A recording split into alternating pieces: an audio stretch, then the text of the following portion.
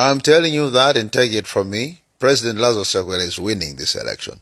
He is winning. We are doing, even the campaign that we are doing a data-driven campaign. We know what we are talking about. Moda angokhala kuti masiku athakale uyu ndimafuna ine nitachita naye debate ndi mtsogoleri wa DPP iyo.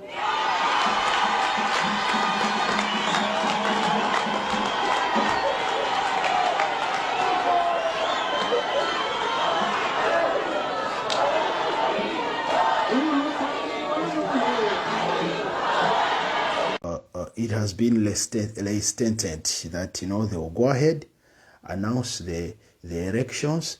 In other words, obviously, this means that Professor Arthur Peter Mutharika will be the president, right? Professor senthaso rap. Pompano tamva kuti yayi chakwera ndithu chakwera ndamananga wina. Ndele Peter Mutharika. What are you saying? What are you saying? What is he saying? Because they say they are proceeding doing so. And now, when I was looking into that leadership, I saw some keys missing. So that is now, I am here just as a prophet to do what I can do as a prophet. That's it. But not that I have changed my prophecy. No. I don't do that myself. So I was just somehow worried. So let me tell you this. I have heard some people are saying when we get into parliament, we're going to raise a bill so that we should be arresting prophets, actually men of God, women of God who are not original. They are liars. That one, I just want to warn. They will bring chaos. Listen to me. There are two things. Before I continue praying, there are two things that must be always taken serious. Even the share this broadcast many times. Even in the leadership that is coming in Malawi. As they were in the Swedish, these things are very important. Number one, voice of God. Voice of God should not be taken for granted, no matter what. As a man, you can kick, you can fight, you can do whatever, but you have limit. There's a point whereby you find that you are stranded. The same people you inserted, how are you going to reach them now? You need to hear what God is saying. That's why we say you have to be very careful. You have to be very careful how you speak about men of God. Pacific and how you'll be stranded. Even you can be a minister, you can be president, you can be a member of parliament. There's a time where it reaches, you are confused. You spoke something. It will be very difficult for you to do that. So, voice ya mulungu, the voice of God should not be taken for granted. Yes, these are elections. There are always a loser. There's always a winner. But on the voice of God, whether you be a minister, whether you're a member of parliament, whether you be a president, whatever position you be, vice president, but don't dare to be, to speak, bad things about the voice of God, because there will be a time where you'll be stranded. You need that voice of God. You have no access. So, voice of God, number one. Number two, former presidents.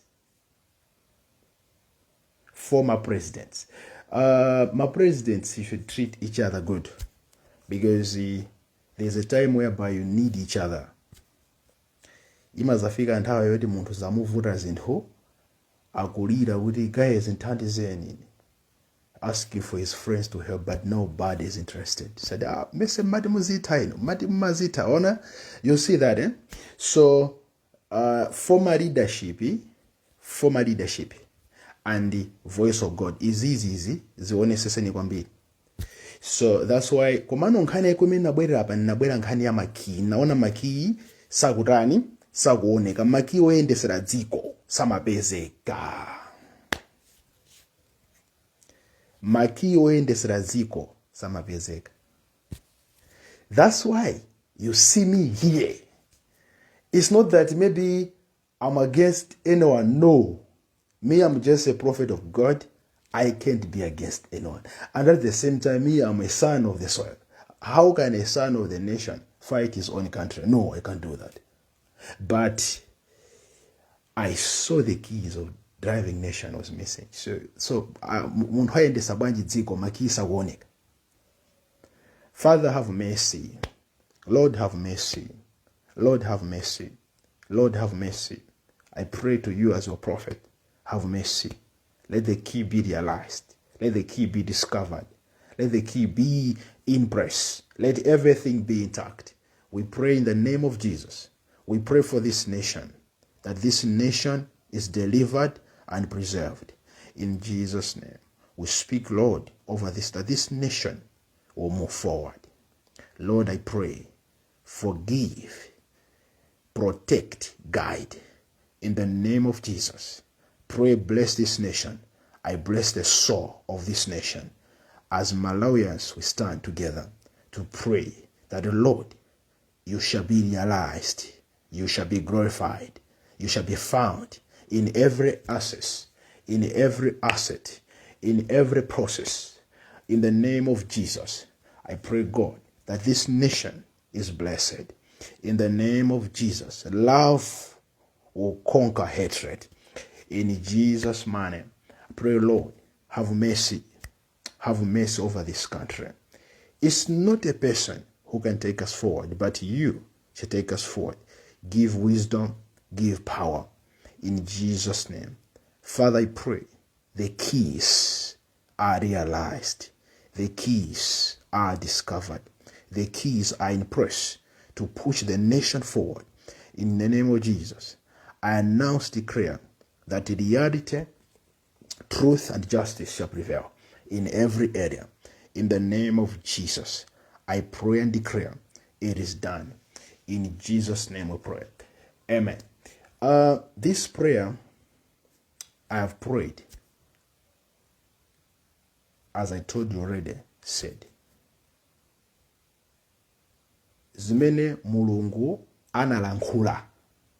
That's another part. Zimene zija silimo muja.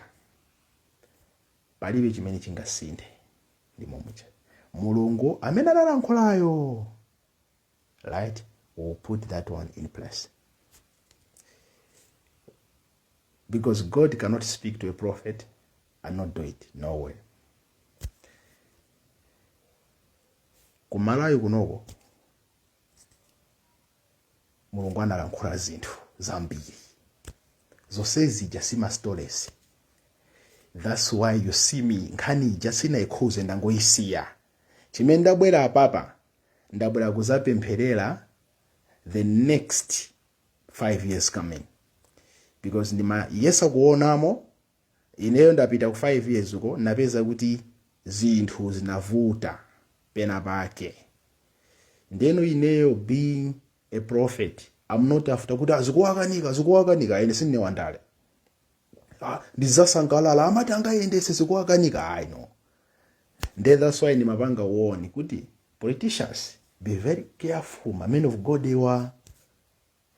God musawanyoze chifukwa muzawafuna nthawi ina muzasowa kolowera. Zinthu zitakuvutani pena pake.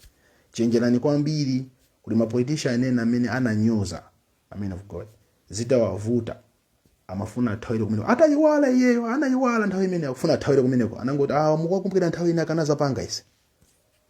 Musiyena ameneyo. Mchenjere kwambiri komanso nanenaso kuti former presidents, treat them good. Treat them good. We have former presidents in Malawi. Amenewo apange treat bwino zafika nthawi inake muzawafuna. Chifukwa we are having example in Kenya. Ku Kenya kuja. Inazafika nthawi inake yoti opposition the government has to come together kuyendetsa dziko kupita forward. I'm talking right now they're in a coalition. Akuyendetsa dziko limodzi. Kukhala president olo kukhala minister sikutanthauza kuti uzipanga wekha zinthu zija. lemekezanani, because zimene zimaoneka kutsogoloko zimaoneka kuti kunali zinthu zambiri zimachitika. This is chisankho chimakhala choncho.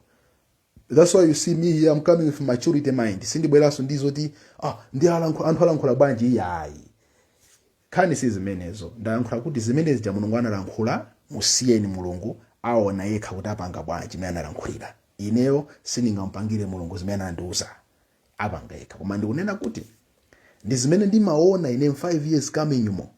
Chifukwa chake ndabwera pano pa quickly kuti ndilankhule, chifukwa some people are overexcited.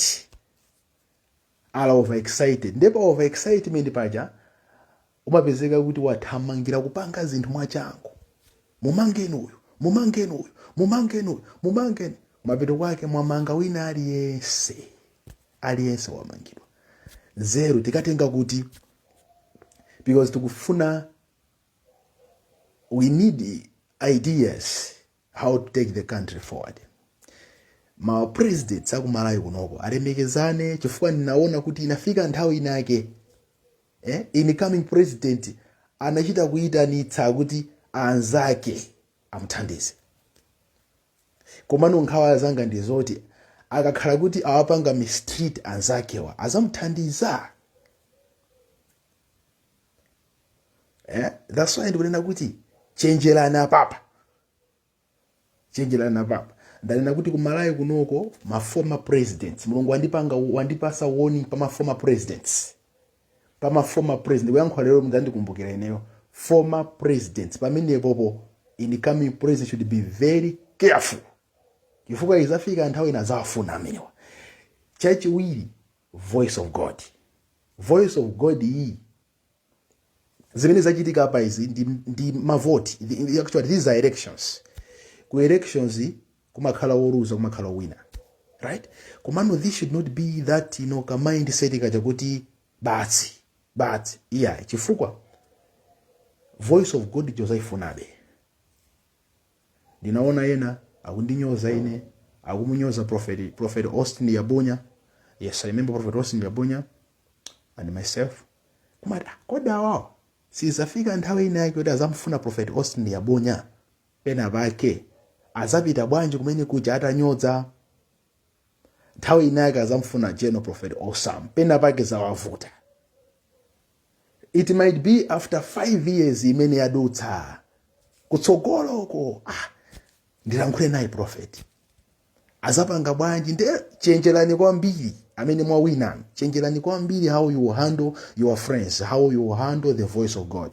This is what I say. Chifukwa maki anazavuta nthawi inake oyendesera dziko, zinthu zinayamba kuvuta. Imagine amalawi sachedwa kuyiwala athu, musayiwale zimenezo.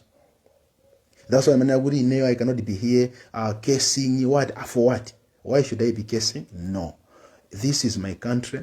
The country has to move forward. I cannot be here like casing kufunia zoipa chani iyai zozo zana ngona. I cannot do that. Komano pamene panali nkhawa zanga ndoti maki aja anazasowa. Nde dziko likhanga kuti stranded so pande president was calling for his former presidents. Kumafusaso maprofeti omwe aja. Titani apapa. Be very careful. Amene mwawinano. Be very careful. I have warned you and I have told you. Panu hawiliwa former presidents. Pamenepo. Kandi former ministers, tingoti former leadership. Former leadership inazafunika nthawi inake. Kandi ma minister, kandi ndani anazafunika nthawi inake. Yes. Nthawi ina yake ndithu zinachita kumveka kuyitanira kuja ndithu. Kuti everybody who is ready. Zimene atafika nkati muja anakaona okha kuti yayi zina ndi zina zimavuta. Nde pamene enawa anakhanga tamavuta kuti yayi inuyo simunatilankhule bwino, simunatichitire bwino. That's why ndunena kuti wonesani difference apapa. Choose Malawi over hatred. Choose Malawi over issues. Imagine wina uchita kunena kuti tizamanga maprofeti. Ngozi imene yoto. Ati tikangopita ku parliament tikakhazikisa malamulo oti amene akusitenga ndazitumika wa Mulungu ndiye katyaliwa. I'm telling you this. Be very careful on this. Dziko ilili linafika pena pake poti chilichonse chilimavuta. Everything became tough because Maki. I'll put this one in writing again. Me, I'm a prophet. I will continue speaking. Whether it happened or not, me, I will continue speaking. Koma chimene kuziwa chintu chimodzi, ndikalankhula Mulungu alankhula. Zimene ndalankhulazo muzaziona nokha one by one zikuchitika. Koma chimene ndinene ndichi, choose Malawi over hatred. You cannot hear now, but I have told you, former presidents, voice of God. Zinthu ziwiri. Nipo kwambiri pamenepo. I wish you good. I've been following these elections, and I have even seen now that the court is saying, no, go ahead, announce the winner. If you have any issue, go to the court. In other words, the president amene awinawo akhala kuyendetsa dziko awa kumbali uku akulimbana ndi chani ndi nkhani za my elections zimene anayendera chani. It means dziko has to be moving forward. Ukuzi nkhani za khotho zani zikuyenda like 2019 means 2019 mucha. I have understand that, but try your best here. I wish incoming leadership all the best. I don't have no any issue. Soka ofuna nkhondo. Tsoga ofuna nkhondo. Amene akufuna nkhondo tsoga lako limenelo. Ine ndofuna zamtendere, ndofuna zabwino zonse. Ndakupempherani chifukwa ndimakukondani komanso ndimakonda dziko la Malawi. Zimene Mulungu analankhula zili apo. Everybody is watching at it. The God who sent me will look over those issues. You and me, let's be watching. I love you so much. My name is General Prophet Awesome. I will continue speaking the mind of God, no matter what. Zimene Mulungu analankhula azakwaniritsa yekha mmene analankhulira. I don't know how, but he shall surely do it. There's a reason why God said it. Bye.